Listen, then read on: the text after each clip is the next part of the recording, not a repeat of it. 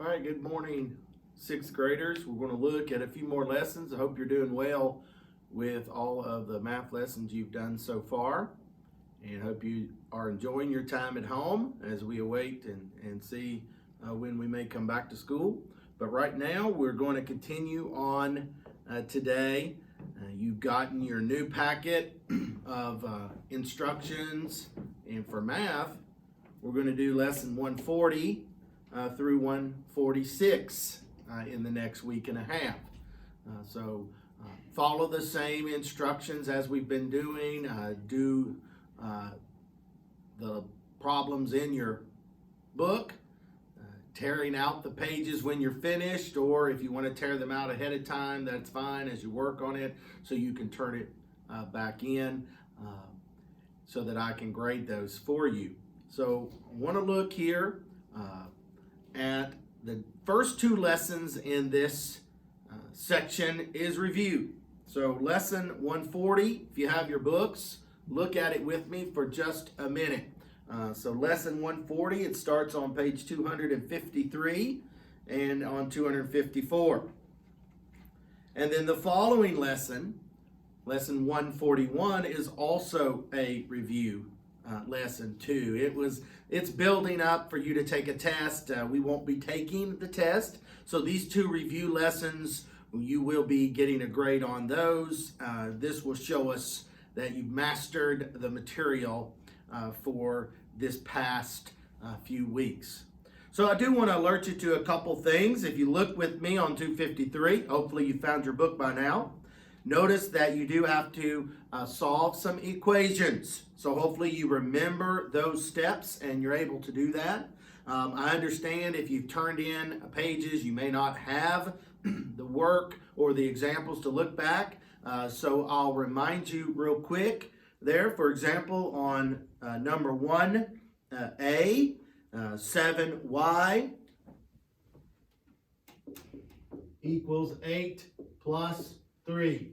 So remember, our goal is to get y there all alone, and we must go through the steps that we learned a few days ago. So making sure, first of all, and actually there's more to it, looks like. I apologize. There's another plus 3. The first thing we always want to do is solve either side of the equation if we're able to. Simplify it. And we definitely can add 8 plus 3 plus 3. And 8 plus 3 is 11, plus 3 is 14. So I'm going to rewrite my equation. Now 7y equals 14. And then remember, we want to get y completely by itself. So we need to get rid of this 7. And we're going to do the opposite operation. If you remember, multiplication is going on here. 7 times y. So we would divide both sides by 7, because remember, whatever I do to one side of the equation, I must do to the other. So 7 into 7 cancels out there, leaves us y. 7 divided into 14, the answer is y equals 2. Now remember, on these, class, you can take your answer, go back and substitute it in, and check it. Make sure that it checks out. You should have an equality when you're finished. So I did the first one for you there, but I need you to go ahead and do it again. And make sure you do it in your book there and have the correct answer. Then B, C, and D are more of those. And remember doing the opposite operation. On B, solve the one side that you can. Remember, the fraction bar means division. So n over 6 means n divided by 6. So we're going to do the opposite there when we get to that step and multiply both sides by 6. So keep that in mind. I don't think you'll have any problem. And then the rest of the problems are ones you've had over and over and over again. So make sure that you answer all of those having to do with finding perimeter and area. Converting measures is review. And then, of course, number 5 is a section of multiplication and subtraction, addition, and percents, and different things like that you've had. The only one, again, you can eliminate number 6 there. As I told you previously, we did not bisect angles with a compass. We skipped that part, so you don't have to do that one. All right, lesson 141. Another review, as I said, this one is entitled Review of Algebra and Geometry. So you have more equations to solve. And again, I did one for you today just to remind you. You have more of those. And then on number 2, it says to simplify. In that section is when you need to know your order of operation. So remember, we're going to do whatever is in parentheses first. Then we're going to use exponents next. Then we're going to do multiplication and division as it appears from left to right. And then finally, addition and subtraction. So on those, we must follow the steps of order of operation. And then again, just like the previous lesson, more geometry, area and perimeter, measures, and different things like that. All right, what I want to spend most of our time on this video today is looking at a little bit of different and new material. So lesson 143. Lesson 142 was a test. That's why it is skipped. So we're going right to lesson 143. Turn with me there to page 257. Page 257, we're going to talk about compound measures. And then we're going to have the next few lessons are going to be dealing with compound measures. All right, we're going to be able to convert two different measures, two different units, to either the larger unit or the smaller unit. And then in the next lesson, we're going to add compound measures. We're going to multiply them. We're going to subtract them. So lots of things that we're going to be doing here with compound measures. So on page 257, notice there in the example box, first it does give you a definition. I've already stated it, but I'll state it again. A compound measure has 2 or more units of measure. And if you look immediately to the right where it says examples, and the first example has to do with pounds and ounces.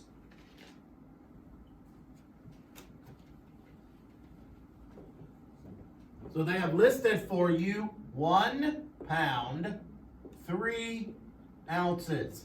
Okay, so I think it's obvious that we have 2 different units of measures here, pounds and ounces. All right, so that describes what number 1 fact is talking about. Then number 2 and number 3, both of those statements, you can read them for yourself there later. But again, what I've already said, we can convert to the smaller unit, or we can convert to the larger unit. In other words, we can make everything ounces, or we can make everything pounds. You're going to need to be able to do that in today's lesson. So how do we do that? Well, first of all, we need to know, well, which is the lesser?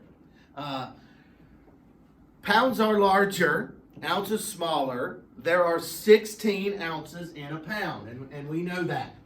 So what we would do if we were converting from pounds to ounces, from larger to smaller, okay, remember, we would multiply. Now, this one is so simple. Obviously, 1 pound is 16 ounces. 1 times 16 is 16. So I want you to understand that. If it was 2 pounds or 3 pounds and changed it to ounces, we would multiply.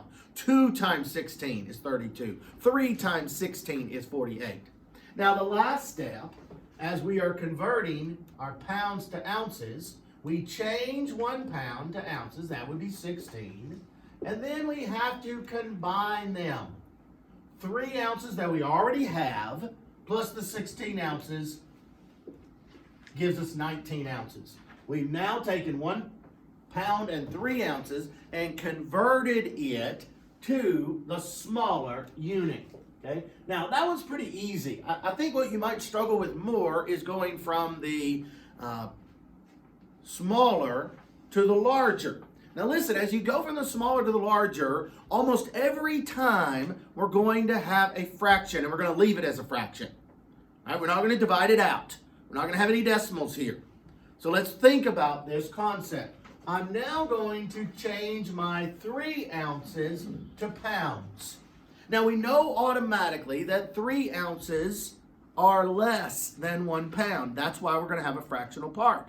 So we're going to take the amount of ounces we have, and we're going to make a fraction. Now remember, if we go from smaller to larger, we are supposed to divide.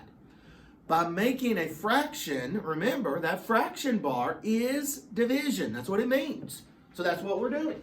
So there's 16 ounces in a pound. So I am going to set it up just like this. Very simple. 3/16. Do not divide it out. You can always reduce if possible. This is not able to be reduced. So if I change 1 pound 3 ounces all to pounds, my final answer is going to be 1 3/16 of a pound. I combine my fraction with my whole number, and I get my final answer. Okay? Hopefully, look at that example a couple times if you need to, if you're struggling with that. But that's not very difficult. Now, as we start this next part, we're going to be adding compound measures together. And then, like I said a minute ago, multiplying them and subtracting them as well. Whenever we do that, there's just a few other little principles that we need to remember. Always keep this in mind. Most of it is simple. Where students struggle is when we start to finalize our answer. We need to always remember, if we end up with our smaller unit having enough of it to make a larger unit, then we must convert the smaller to larger as best we can. And I'll show you what I mean here. So look at this last example here. We're dealing with hours and minutes. 60 minutes in an hour, so keep that in mind when we finalize our answer. So we have 2 hours, 15 minutes, plus 1 hour, and 50 minutes, plus 2 hours, and 5 minutes. Okay, we're adding. All right, let me double check and make sure I have it written down right before we continue. Okay, looks good. Now what we're going to do here, class, is we're not going to do any converting until we're done. So you're simply going to add each column. I'm going to add all my minutes, and I'm going to add all my hours. Very simple. So 15 plus the 50 there is 65, plus 5 is 70 minutes. Now I'm going to come over here and add my hours. 2 plus 1 is 3, plus 2 is 5. Now, technically, I've added them together. You could say, hey, we're done. But remember what I said a moment ago. We need to look at our final answer and see, can I convert any whole hours out of the minutes? Now, remember, there's 60 minutes in an hour. So as I look at 70 minutes, do I have at least 1 whole hour? And obviously I do.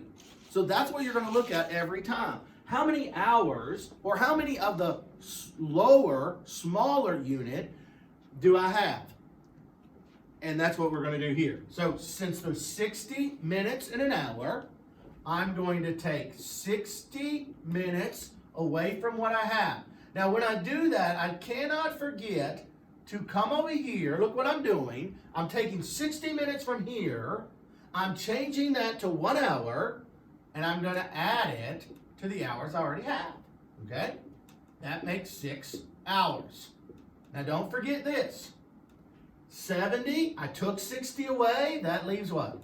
10 minutes. The final answer is 6 hours and 10 minutes. Very important that you're able to do that. Again, it does confuse students in 6th, 7th, and 8th grade. Sometimes they do get confused on these. It's easier here. Now, some of the older students have trouble with some of the metric measures in doing this, but that's really pretty simple as well. And you're going to have some metric here, so keep that in mind. Remember your chart for the metric, and remember that each of them are powers of 10. So that makes it easy to convert up like this. Now, this is hours and minutes. You may be asked to do the same things with pounds and ounces, quarts and gallons, inches and feet, for example. Any of those you may be asked to add together. So in the first lesson on compound measures, You're going to convert to the smaller unit, number 1. Number 2, you're going to convert to the larger unit. Number 3, you're going to add and simplify there. And then the rest of the lesson is review. Notice there's some more equations for you to work on. And then a whole page of review there on page 258. All right, turn with me and we'll immediately go from adding to subtracting. All the concepts are the same, except for there's one difference that won't surprise you. Whenever we subtract, one of the most difficult things is borrowing. And yes, in compound measures, there are times when you will have to borrow from the larger unit. Now, I'll work some here so that you see what we mean. So let's see here on page 259, if we can look here at the example problem. It looks like it is 4 feet and 9 inches. Start with 4 feet, 9 inches. And this is a subtraction problem. And we are subtracting from it 2 feet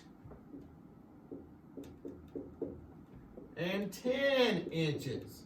Now, because of the borrowing factor, and I didn't say this before in the addition a moment ago, because you could get away with doing either side first, but here we always want to start with the lower unit, especially if we're going to need to borrow. And we see right off the bat, we need to borrow. So we're going to deal with inches.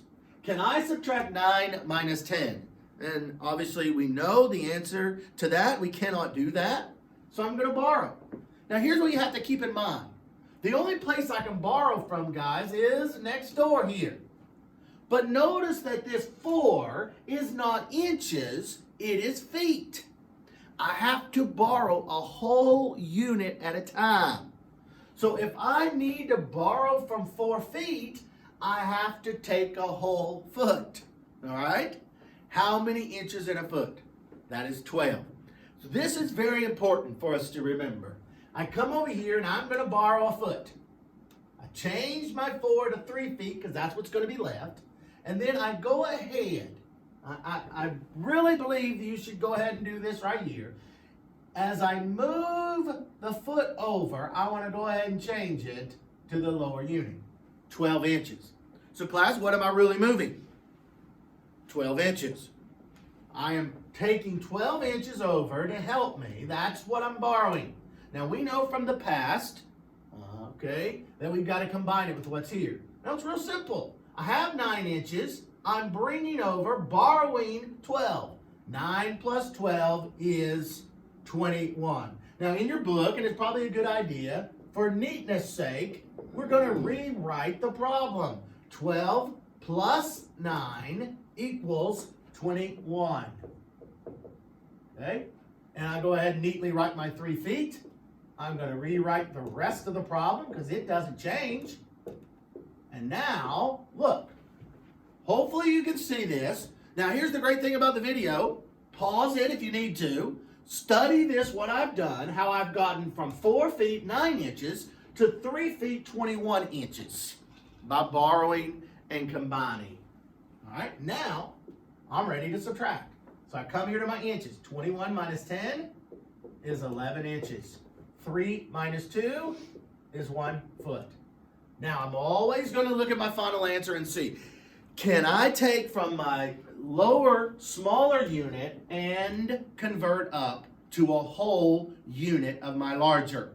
And the answer is no. Yes, I hope you got it right there. The answer is no, because all I have is 11 inches.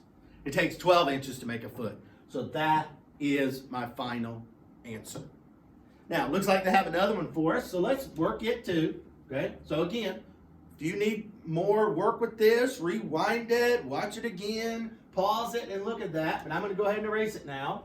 And we're going to look real quick here at subtracting hours and minutes. So we have 5 hours. And what does it have for us? 12 minutes. Minus 1 hour and 23 minutes. Okay, so here we go. Start just like the other problem. 12 minus 23. Can I do that? No, I cannot. I've got to borrow. So I look over here, and I'm going to take an hour from the 5 hours that I have. How many minutes in an hour? 60. So I take 1, it leaves 4. I'm going to write 60 up here. It's the way I like to do it. And I'm going to move that 60 over here, knowing that I got to add what I'm moving, what I'm borrowing, with what I already have. 60 plus 12 is 72. So now I'm going to rewrite the problem real quick. We now have 4 hours, 72 minutes, minus 1 hour and 23 minutes. Okay? So I do my subtraction, right? Got to do a little borrowing here. If you can do that in your head, that's fine. Leaves 49 minutes. 4 minus 1 leaves 3 hours. Can I convert up? I cannot. Final answer, 3 hours, 49 minutes. So what are you going to do in this lesson? Obviously, you're going to practice this. Number 1, A through F. You're going to subtract and borrow if necessary. Now keep in mind, some of them you may not have to borrow. If this top number is already bigger, obviously just go ahead and subtract. Don't forget to simplify at the end if it comes up that way. Now I will alert you to B. Look at B. Obviously, 5 feet and they've got nothing. So there's no inches. If I borrow there, I'm bringing over 12 inches. I have nothing to add to it. So I'm going to be starting with 4 feet, 12 inches there on B. Little help for you. Review. You're going to add some compound measures. You're going to solve and check with your equations again. And then remember, you don't have to bisect with the compass. There's another one of those on page 260. All right, one more little section for me to go over with you. Multiplying compound measures. So flip over to lesson 145. Page 261. Okay? And same concepts here, except we're going to multiply. So let's do one. We got hours and minutes again. 3 hours and 15 minutes times 7. Now notice here, 7 is just a factor. It's just a multiplier. It is not minutes or hours. We're multiplying here the hours and minutes times 7. All right? So we're going to have to do a little math here. First thing we're going to do, just like regular multiplication, I'm going to take this factor times the minutes, get an answer. Then I'm going to take this factor times the hours and get an answer. And then at the end, I will simplify. Okay? Obviously, it's multiplication. No worries about borrowing or anything like that. We're just going to have to simplify at the end. So 7 times 15. 7 times 5 is 35. 7 times 1 is 7. Plus 3 is 10. So it's 105 minutes. Then I take my 7. Okay, notice 7 times this and 7 times this. 7 times 3, 21 hours. Now I look at my final answer. Is there enough minutes to take a full hour, a whole unit, a whole hour out of that? And yes, you're right. Good answer. There is. 60 minutes can be moved over to make an hour. So remember how we did that previously? Okay, I'm going to go ahead and put 60 here because I'm going to subtract that. And I'm going to bring over 60 minutes. 60 minutes being 1 hour. I'll go ahead and change it. Then I add these two together. 22 hours, 105 minus 60 leaves me 45 minutes. So class, there is my final answer, just like they got there in the book, 22 hours, 45 minutes. That is multiplication. So once you get the hang of dealing with these compound measures and simplifying at the end, you'll be able to do any of these type of problems. Now, looks like we don't have to divide. Now in 7th and 8th grades, you will continue on and you'll actually divide compound measures as well. It's not that difficult, but you get to wait another year before you do that. So look at this lesson real quick. Number one, multiplying compound measures. You're going to practice what we just did on the board.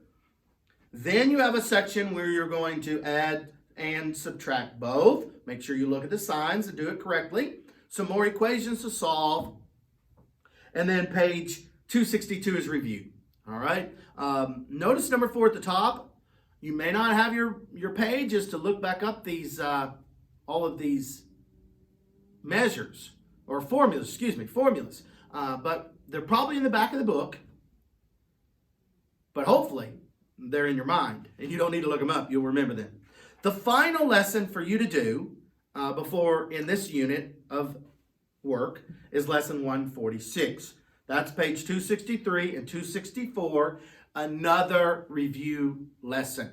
Okay, it will review compound measures, all that we've worked on in these last 3 lessons. So, guys, you got 6 lessons to do. 3 of them are review. 3 of them are new material over compound measures. I trust you will do well. Work hard on it. Show your work. Don't give up. You can figure it out. Hey, you can watch my video 3 or 4 times if you need to. Send a message in my schoolworks if you have a specific question, and I'll do my best to help you there as well. Please continue to work hard and look forward to seeing you soon. Have a great day. See you later.